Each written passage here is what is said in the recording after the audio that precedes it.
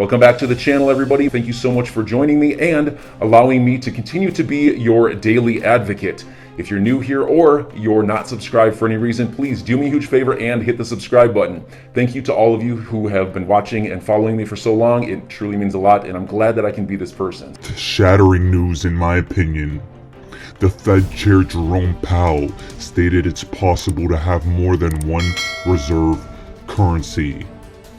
And here, from FinExtra, it gives an article, a synchronistic article, that goes along with that announcement. The Fed preps tiered system for evaluating fintech's access to services. The Federal Reserve Board is seeking comment on a plan to introduce a tiered system for evaluating whether to grant access to its accounts and payment services. Last May, the Fed set out guidelines for evaluating requests for accounts and payment services. Ladies and gentlemen, fintechs, in my personal opinion, directly correlate to the asset class that we are a part of. And here, this quote on the bottom by Lyle Bernard helps indicate the direction we're going in. With tech driving rapid change in the payment landscape, the proposed guidelines would ensure novel requests for access to Federal Reserve accounts and payment services are evaluated consistently and transparently to ensure a safe and innovative payment system. Ladies and gentlemen, I think all of you agree, and all of you are astonished at how much things are accelerating. Remember, a couple months ago, Craig DeWitt from Ripple was proud to share he had been selected as the vice chair for the United States Faster Payments Council for cross-border payments. Then, context is needed. In the same breath, Ripple improved speed and transparency of global payments. This was a direct quote from the Federal Reserve Task Force, and this language that these financial elites use is universal. Now, something else that I need to point your attention to is that Jerome Powell stated, "War underscores the need for action on digital currency." And then, when we remember this comment, that it's possible to have more than one reserve currency, we have to remember that I'm speechless. Guys, the fact that SWIFT is in the mainstream right now is not an accident. For years, the XRP community has been pointing out the antiquated infrastructure in SWIFT, and now, more than ever, we're at the forefront of this financial revolution. People are slowly beginning to creep into the XRP space. As they learn about SWIFT, they realize that XRP could very well replace it. And when I use the term replace, I mean work with. XRP will replace the antiquated plumbing of this financial system and allow everything to settle in 3 seconds. But guys, while you keep all of that in your minds, I have to pivot your attention over to CNN very quickly, as we see that the White House detailed new sanctions on both Russia and Belarus. And the reason is because Belarus has helped Russia and the current tensions on the planet right now. The reason that's so important is because of what I'm about to show you. Here guys, I posted on my Instagram an article which states all Belarusian banks are prepared to be disconnected from SWIFT, and this article is back from December 2021. They have switched to the Russian financial messaging service in advance. And guys, when I tell you these events happening in the world today are not random, that they are predetermined, this is an additional example of exactly that. In addition guys, also in my Instagram story, I post here from CoinDesk this reminder from 2021. Ukraine commercial bank to test digital currency built on Stellar. Guys, we know Stellar is XRP's a little brother. We see a Stellar Ukraine connection, and I don't think this is an accident either. all these narratives seem to be merging towards one final point, one climax of a moment, one quantum financial system. And guys, in the same breath, we saw the other day the Ukrainian central bank suspended electronic cash transfers. Now this is quite interesting, my friends. The use case for crypto has been on full display. We've seen crypto being used for donations and the narrative of crypto being used to get around sanctions. But let me tell you this, Brad Garlinghouse went completely off on exactly what he thinks on what's going on with crypto in this current crisis.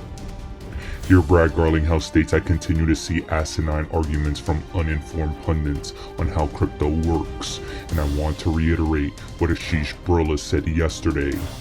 There are actual factual reasons why crypto can't be used in the broad scale for Russia to evade sanctions, and this is important, my friends. Remember in my last video, when I told all of you, I believe the narrative will be that the BRICS nations will come out with their own payment system. And then, eventually down the road, that payment system will connect to XRP. But for right now, XRP is Ripple technology, and Ripple is a US company. And I believe after this SEC case is settled and over, XRP will be viewed as heroic tech for this specific situation. That is just speculation, of course, but it's not unfounded. And we're going to get into all of that after I'm finished with this thread. Here, it's stated crypto exchanges are refusing calls to freeze Russian accounts. A Binance spokesperson said doing so would fly in the face of the reason why crypto exists, and Kraken CEO said the move would violate Bitcoin's libertarian views. Brad Garlinghouse stated, in order to convert crypto to fiat, exchanges rely on banking partners who could lose their license if someone on the OFAC list is able to slip through. Extremely stringent KYC and AML policies are in place to avoid precisely this. RippleNet, for example, has always been and remains today committed to not working with sanctioned banks or countries that are restricted counterparties. And ladies and gentlemen, that right there is powerful, and that is why in my video yesterday I changed my tune. XRP has been trialed and used by the Central Bank of Russia.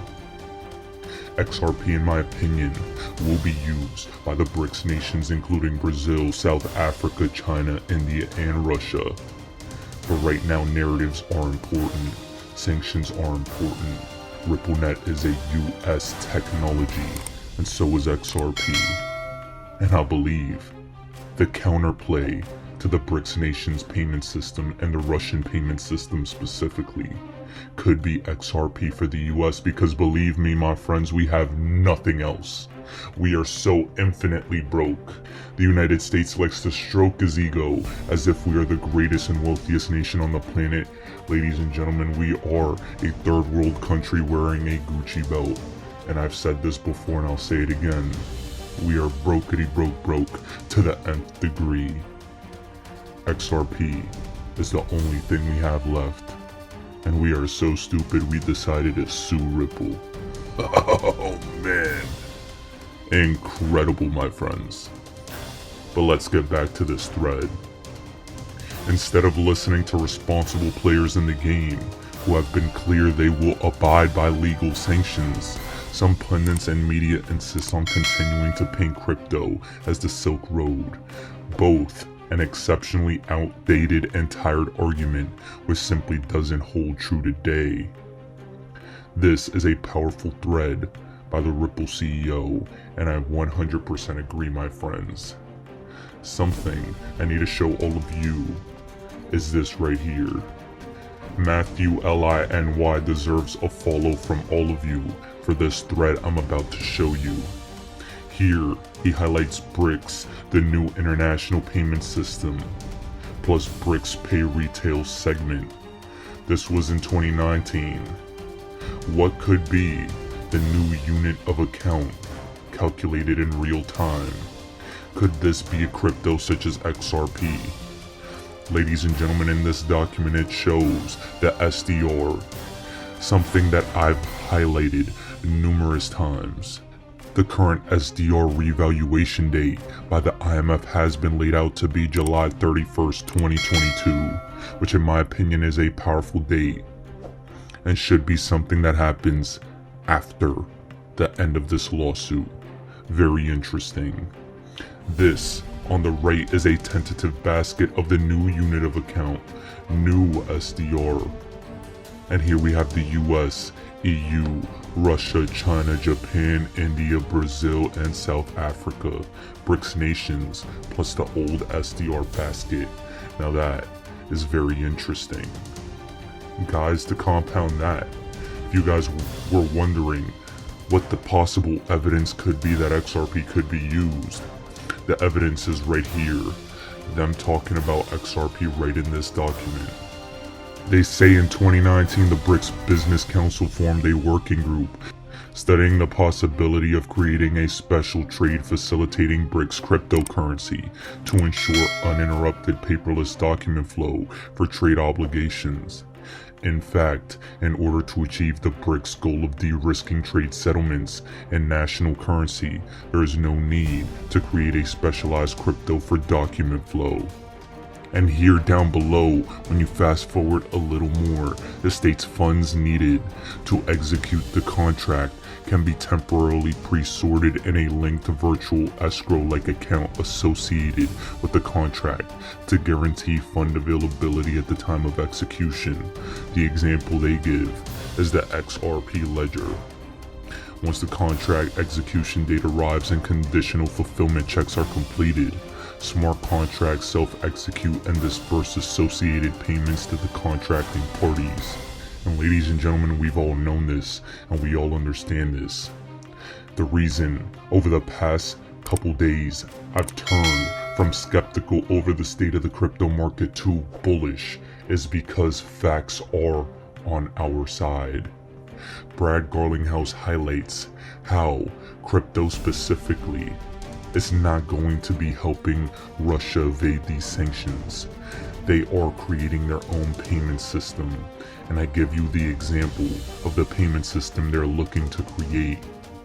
Eventually down the road, all the payment system in my opinion will run with XRP, but for right now, the United States needs an option, and I think they have a plan. We have been last publicly on the regulatory front to adopt this type of technology. But this moment right now may be where the US showcases some strength, and I am cautiously optimistic they will be at the heart of XRP adoption when this lawsuit is said and done. Currently, this Ripple SEC case, it is the beginning of regulatory clarity. But at the same time, we're seeing that Tether is definitely under SEC investigation as well, cleaning up the crypto space to go along with it, and ultimately this will be good for crypto. Crypto Whale, at the same time, states that BitConnect's founder has officially been indicted by the Department of Justice for running a $2.4 billion crypto Ponzi scheme. All of this merging at the same time as regulations are upon us.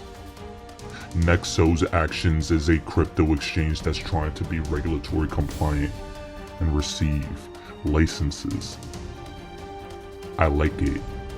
It's showing that regulations are here, and while as a customer it's frustrating, as someone looking objectively at an exchange looking to do the right thing to be compliant, this is good. This signals to me that we are so close. This signals to me that the crypto space's credibility is going to go through the roof. Recent price action, in my opinion, especially over the past 7 days, has been extremely positive. And while I'm cautiously optimistic and have in fact turned bullish in the short term on the state of the market, we have to understand what's at play here. They're about to launch their cyber attacks. Guys, they're going to come after the traditional financial system. 1. Keep your crypto offline on your hardware wallets. And 2, I'm going to play you this quick clip from Coach JV showing you exactly how this is going to play out. Predictive programming is how they let you know their plan, and cyber attacks have been in the works for at least the past 2 years. I've been telling you about this since 2019, and 2022 is when their grand finale comes into play. I have no greater ability than anybody else to speculate on if it happens and when and how big it is. But I think there's a couple of factors to consider. To the point made by the guest this morning, whose soundbite we just heard, it does represent potentially something systemic that really kind of moves into the entire global financial system. But maybe just as important would be what... That was important. Something systemic that moves into the whole global financial system. What it would do to psychology. And if you think back to 2008, yes, there were plenty of fundamental and bubble bursting reasons why we had the carnage that we did, why the market went down as much as it did, why the recession was as ugly as it was. But a lot of it was pure fear on the part of businesses and consumers and investors. And that can feed on itself too. And versus something, say, like a natural disaster that isn't necessarily going to instill that pervasive fear, right. I think a cyber attack would. You know, Michael, to some degree, we all get lulled into a false sense of security about all of this because there are plenty of security services out there that are designed, or their mission is to prevent this from happening, but then it happens. So, you know, are we really that safe from that kind of an attack? No, Bill, but we never really are, and we haven't been for the past few years. When I think back to 2007, you know, we were talking about subprime, and we were saying, all right, we understand how subprime could be a threat. We didn't know that the banks were levered 40-1. Most of us didn't know. We didn't know that there were $2 billion, $3 billion of off-balance sheet SIVs. I didn't know what a SIV was, Phil, until all of a sudden you're sitting at your desk in the fall with the market dropping and overnight funds not trading, trying to say, now, what is it and what did it just do and how? So my point here is I actually think the earlier guest was a bit of an optimist by saying that this is the one remaining threat. It's not the one. We've got North Korea, we've got Iran, we've got a nuke that could go, and cybersecurity is big. But we have to, I think, look at the fundamentals underlying the economy and where we are. And, you know, it's been a long time since we had a recession. Something rather unexpected over the next few years will likely trigger another one. Investors shouldn't be surprised, but we will be. Now, ladies and gentlemen, that specific clip right there was from 2018. And here in 2022, the narrative of Russian cyber attacks is circulating amongst the mainstream news. In 2019, I was called a conspiracy theorist for saying cyber attacks were coming.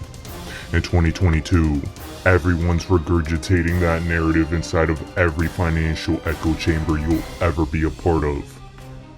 Geopolitical and systemic risk is at play here. And at the end of the day, there's one asset, one massive one, that's currently extremely undervalued and going through the reins of this SEC lawsuit to bring clarity to the entire crypto market. And in my opinion, to bring sustainability and security as well as speed to the new financial system. You see, guys, it's no accident that XRP has not really taken off yet during this bull run yet. It's because it is the laggard, usually the last one to take off during altcoin season. And yet again, like clockwork, it's doing a similar thing. XRP has been brought down due to this case because it will be the leader afterwards. And they're doing everything in their power to dissuade you from trying to own it. Delisted from exchanges. SEC lawsuit afoot.